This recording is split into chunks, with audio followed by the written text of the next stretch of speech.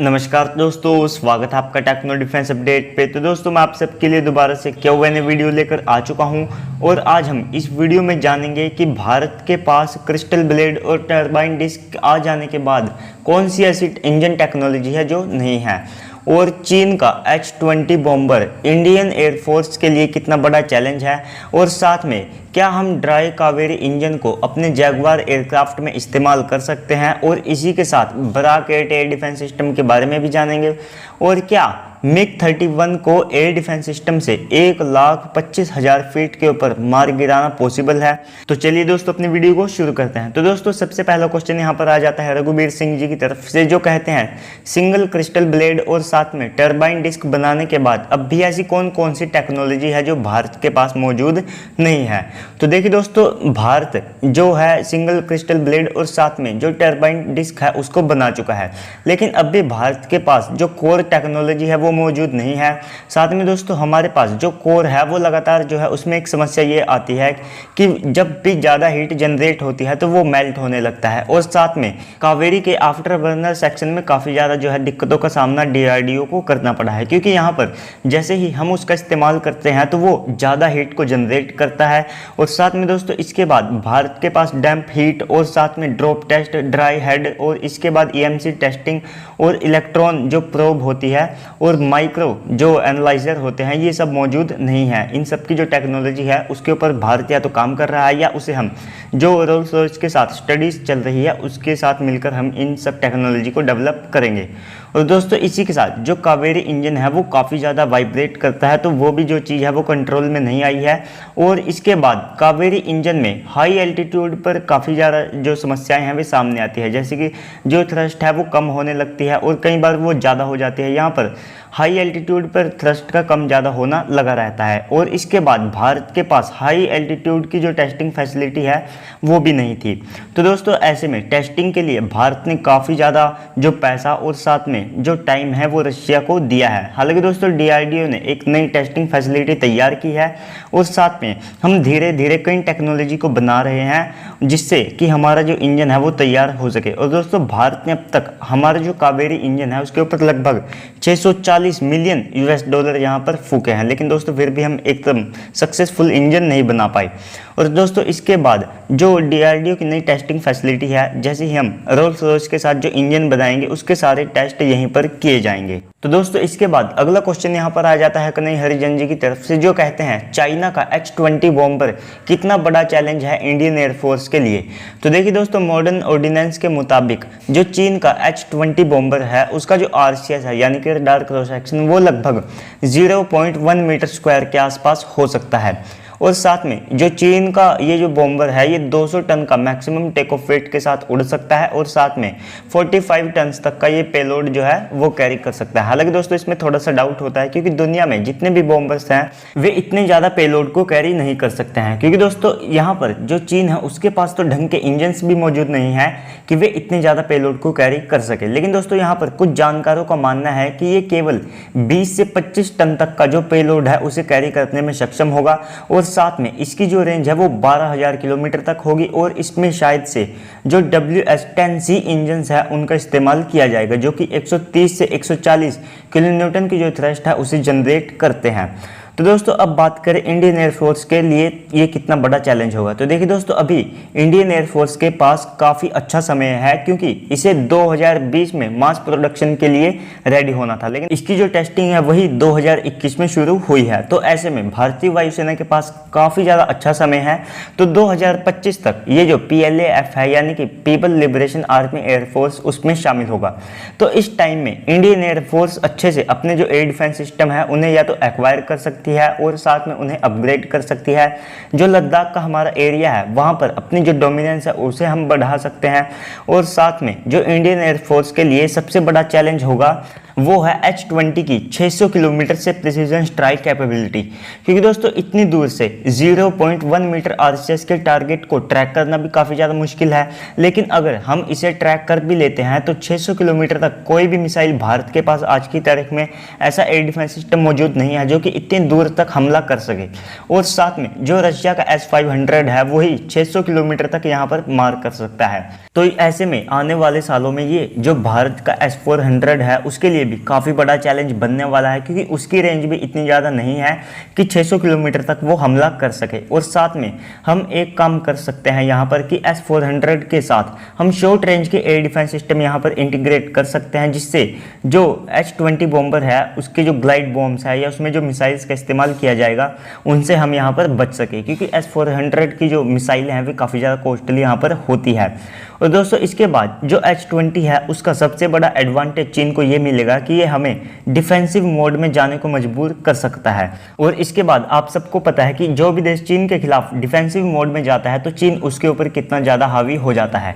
लेकिन दोस्तों अगर चीन के जितने भी क्लेम यहाँ पर हैं वे झूठे होते हैं तो ऐसे में ये बॉम्बर केवल भारत के ऊपर मनोवैज्ञानिक दबाव ही बनाने में कामयाब होगा। लेकिन अब भी भारत के पास काफ़ी ज़्यादा अच्छा समय यहाँ पर है। तो इसके बाद अगला क्वेश्चन यहाँ पर आ जाता है मोहित जी की तरफ से, जो कहते हैं could we use Kaveri dry thrust engines in Jaguar.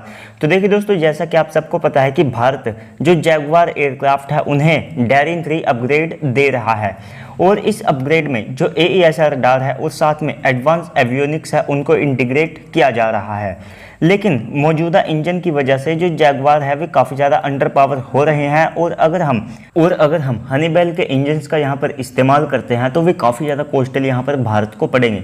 लगभग वो डील $2 बिलियन तक बड़ी आसानी से जा सकती है, तो ये काफ़ी ज़्यादा कॉस्टली है।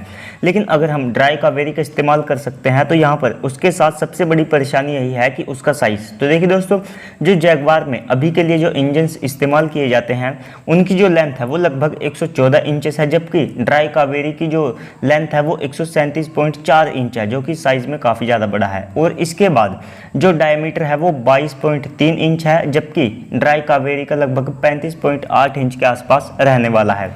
और सबसे बड़ी बात वेट, तो यहाँ पर अगर आप वेट को देखते हैं तो मौजूदा इंजन लगभग 809 किलोग्राम तक के हैं, जबकि अगर हम ड्राई कावेरी इंजन्स का इस्तेमाल करते हैं तो वे लगभग 1618 केजी तक का वेट यहाँ पर जो है इंक्रीज कर देंगे, जो कि लगभग 2 गुना है। तो यहाँ पर सबसे बड़ी जो समस्या है वो है इस इंजन के डायमीटर को लेकर, क्योंकि जो लेंथ है वो थोड़ी बहुत चल जाती है लेकिन डायमीटर यहाँ पर बिल्कुल भी नहीं चलता है।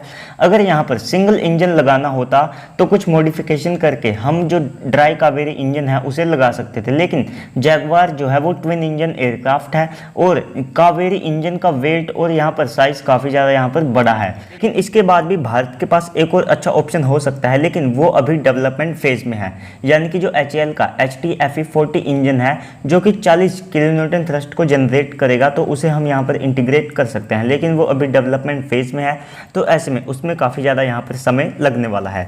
तो दोस्तों यही कारण है कि हम ड्राई कावेरी इंजन को जो जैगवार एयरक्राफ्ट है उसमें इस्तेमाल नहीं करते हैं। तो दोस्तों इसके बाद अगला क्वेश्चन यहाँ पर आ जाता है अशरफ अली जी की तरफ से, जो कहते हैं please give brief detail about Barak 8 air defence system. तो देखिए दोस्तों, बराक 8 काफ़ी ज़्यादा इफेक्टिव एयर डिफेंस सिस्टम यहाँ पर माना जाता है, जिसकी रेंज 0.5 किलोमीटर से 100 किलोमीटर के बीच है। और इजराइल बराक ER का भी जो है टेस्ट कर चुका है, जिसकी रेंज 150 किलोमीटर तक होने वाली है। और इसके बाद Barak 8 air defence system highly mobile surface to air missile defence system है, जो कि fighter jet, sea skimming missile, drone, UCAV, stealth target और इसके अलावा जो दूसरे एरियल टारगेट है उनको ट्रैक करने में सक्षम है। और आप सबको पता है कि इजराइल को कितना ज़्यादा हमलों का जो है सामना करना पड़ता है, और साथ में ऐसे में उसके जो एयर डिफेंस सिस्टम होते हैं वे काफ़ी ज़्यादा एडवांस होते हैं। लेकिन यहाँ पर एक और फ़ायदा यह है कि ये एक वर्टिकल एयर डिफेंस सिस्टम है, जिससे 360 डिग्री का जो कवरेज है वो मिल जाता है, यानी कि मिसाइल किसी भी दिशा से आए तो उसका बढ़िया सन से पता लगाकर उसे इंटरसेप्ट किया जा सकता है। और इसमें 2-वे डाटा लिंक का इस्तेमाल किया जाता है, और इसे फाल्कन और साथ में जो DRDO के अवॉक्स हैं उनसे भी यहाँ पर गाइड किया जा सकता है, जो कि काफ़ी अच्छी बात है। इससे हमारे जो वेपन्स है उनका जो कम्युनिकेशन है वो काफ़ी ज़्यादा अच्छा होता है। और इसके बाद जो बराक 8 एयर डिफेंस सिस्टम की मिसाइलें हैं वे काफ़ी ज़्यादा मैन्यूवरेबल हैं, वे लगभग 80 G तक के जो मैन्यूवर्स है उन्हें परफॉर्म कर सकती है। यानी कि कोई टारगेट हाईली मैन्यूवरेबल है तो उसका भी बचना यहाँ पर काफ़ी ज़्यादा मुश्किल है। और इसके बाद बराक एयर डिफेंस सिस्टम 30 से 35 किलोमीटर की रेंज में जो सी स्किमिंग मिसाइलें होती हैं उनको ट्रैक करके इंटरसेप्ट कर सकता है, जिन्हें लगभग एक तरह से इम्पॉसिबल माना जाता है कि इस तरह की मिसाइलों को रोकना। और इसके बाद अनस्टॉपेबल ब्रह्मोस मिसाइल को भी ये लगभग 500 मीटर से डिटेक्ट कर सकता है, जो कि काफ़ी ज़्यादा इंप्रेसिव है।